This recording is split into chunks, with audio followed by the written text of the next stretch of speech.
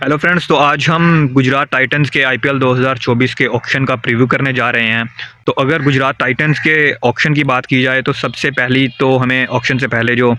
चीज़ दिखने को मिली वो थी हार्दिक पांड्या का ट्रेड टू मुंबई इंडियंस। मतलब मुंबई इंडियंस ने गुजरात टाइटंस की जो एक तरह से रूह थी उसको अपनी तरफ ले लिया और गुजरात टाइटंस को एकदम से खाली हाथ छोड़ दिया, क्योंकि हार्दिक पांड्या का जाना सिर्फ एक प्लेयर का जाना नहीं, वो आपने उनके कैप्टन को भी लिया एंड ऑल्सो एक गन ऑलराउंडर और एक गन प्लेयर को आप उनके हाथ से ले गए। तो अगर इस टीम के ऑक्शन प्रीव्यू की बात की जाए तो जो रिटेंशंस लिस्ट थी उसमें से जो जिन प्लेयर्स को स्वैप आउट किया गया वो थे Alzarri Joseph and then obvious way में हार्दिक पांड्या। तो इन तीन प्लेयर्स के रिलीज़ होने से बाकी को भी कुछ प्लेयर्स को रिलीज़ किया, बट मेन जो थे जो आपके पर्स में पैसों को बढ़ाने वाले थे वो थे ये तीन प्लेयर्स। तो इन तीन प्लेयर्स के जाने से आपके पास जो इस आईपीएल ऑक्शन से पहले जो पर्स है वो आपके पास सबसे ज़्यादा था सभी टीम्स के कंपैरिजन में। आपके पास लगभग 35 करोड़ का पर्स था। सब्स्टिट्यूट तो मैं कह सकता हूँ कि हार्दिक पांड्या का आप कभी भी नहीं ढूंढ सकते थे, बट फिर भी आप डिसेंट वे में अपनी टीम को स्टेबलाइज कर सकते थे डिफरेंट प्लेयर्स को ले करके। और मैं समझता हूँ कि ऑक्शन में बुरी शॉपिंग भी नहीं की गुजरात टाइटंस ने, चाहे वो स्पेंसर जॉनसन का पिक हो या फिर अजमतुल्लाह उमरजई का सस्ते में लेना हो या फिर उमेश यादव को लेना हो, कार्तिक त्यागी को भी उन्होंने लिया। तो ओवरऑल उन्होंने जो होल्स थे वो उनको ठीक ठाक फिलअप करने की कोशिश की है, चाहे वो Azmatullah Omarzai as an allrounder के तौर पर देखा हो उनको, या फिर Shahrukh Khan as a finisher Hardik Pandya का रोल प्ले करेंगे, चाहे उनकी तरफ जाना हो गुजरात टाइटंस का। तो कोशिश तो बिल्कुल की उन्होंने, और मिचेल स्टार्क की तरफ भी बहुत दूर तक भागे वो, लेकिन केकेआर तो पहले ही डिसाइड कर चुका था कि इस बार स्टार्क को तो हम ही लेकर जाएंगे, तो इसलिए उनको हाथ हटाना पड़े गुजरात टाइटंस को मिचेल स्टार्क से। तो एनी हाउ अगर इस टीम की बात की जाए तो अगर सबसे पहले हम बैटिंग की तरफ देखें तो बैटिंग ठीक ठाक है, वही पिछली जो सीज़न में बैटिंग थी वही हमें बैटिंग इस बार भी देखने को मिलेगी एक्सेप्ट हार्दिक पांड्या। और इस बार तो केन विलियमसन भी फिट होंगे और वो भी शायद हमें देखने को मिलें प्लेइंग 11 का, वो भी शायद हिस्सा जो स्कीम ऑफ थिंग्स हैं उसमें शायद हमें देखने। बॉलिंग जो यूनिट है वो एक तरह से थोड़ा सा चेंज ज़रूर हुआ है, क्योंकि अल्जारी जोसेफ, लॉगी फर्गूसन इनको आपने रिलीज़ कर दिया है और आपको थोड़ा सा जो है डिफरेंट बॉलिंग यूनिट आपको देखने को मिलेगा इस बार, जहाँ पर फास्ट बॉलिंग यूनिट बहुत डिसेंट है।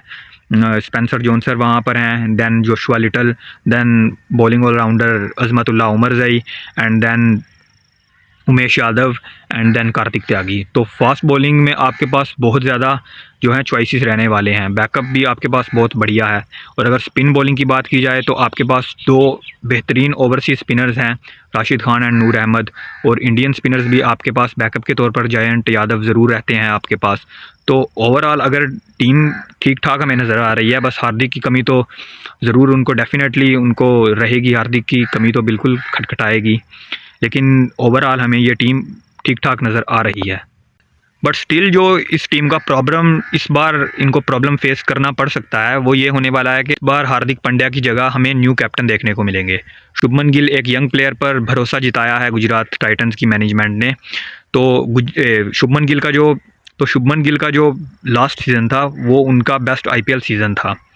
उनके बल्ले से बहुत ज़्यादा रन हमने देखे, और Shubman Gill as a player तो फैंटेस्टिक थे, लेकिन अब जो मोर इम्पोर्टेंटली जो रहेगा इस साल वो ये रहेगा कि किस तरह से शुभमन गिल अपने आप को एज ए कैप्टन यूटिलाइज़ करते हैं। उनकी कैप्टनसी बहुत देखने के लायक होगी, क्योंकि वो किस तरह से चीज़ों को एक लेकर चलते हैं एक साथ साथ, और किस तरह से वो अपनी बैटिंग को भी साथ साथ उसी तरह पिछली बार की तरह ही कंटिन्यू कर पाते हैं अपने बैटिंग फॉर्म को। ये बहुत देखने लायक चीज़ होगी। और यंग कैप्टन हैं आपके पास, और प्लेयर्स भी थे जिनको आप कैप्टन बना सकते थे, चाहे वो केन विलियमसन हो या फिर राशिद खान हो, बट मुझे लगता है कि यंग एक प्लेयर के तौर पर गुजरात टाइटंस की मैनेजमेंट ने लॉन्ग टर्म जो उनके स्कीम ऑफ थिंग्स हैं उनके बारे में सोचा है उन्होंने, और शुभमन गिल को इसीलिए कैप्टन नेम किया है। एंड देन हमने जो सबसे जो ख़ास चीज़ है वो ये रहेगी कि किस तरह से टॉप ऑर्डर खेलता है गुजरात टाइटंस का, क्योंकि without Shubman gills incredible form हमें जो गुजरात टाइटंस का जो टॉप ऑर्डर है वो ज़्यादा फायर करता हुआ पिछले साल हमने नहीं देखा। सही से दुर्शन थोड़ा सा मतलब आखिरी में उन्होंने मैचेस खेले और फाइनल में बहुत कमाल का परफॉर्मेंस उन्होंने दिया, बट जो उनके अलावा रिद्धिमान साहा के जो नंबर्स थे वो बहुत 50-50 रहे। And also of Matthew Wade, उनका भी अभी तक हमने बेस्ट नहीं देखा है आईपीएल में।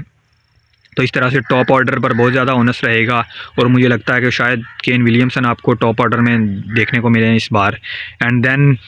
फिनिशिंग जो एबिलिटीज़ हैं इस टीम में वो बहुत ज़्यादा हैं, क्योंकि आपके पास 3 बड़े बड़े फिनिशर्स हैं, चाहे वो डेविड मिलर हों एंड देन राहुल तेवतिया, और फिर जो आपने एक न्यू फेस को अपनी टीम में शामिल किया है शाहरुख खान। तो शाहरुख खान एक बढ़िया पिक थी, क्योंकि हार्दिक पांड्या का सब्स्टिट्यूट आप उनको एज ए बैटर कह सकते हो। तो ओवरऑल जो हार्दिक पांड्या की कमी है उसको कंपनसेट करने की गुजरात ने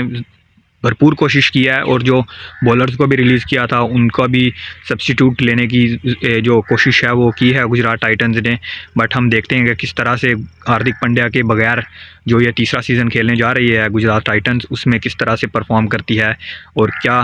तीसरी दफ़ा लगातार प्लेऑफ्स में जगह बना पाएगी। ये चीज़ बिल्कुल देखने लायक होगी।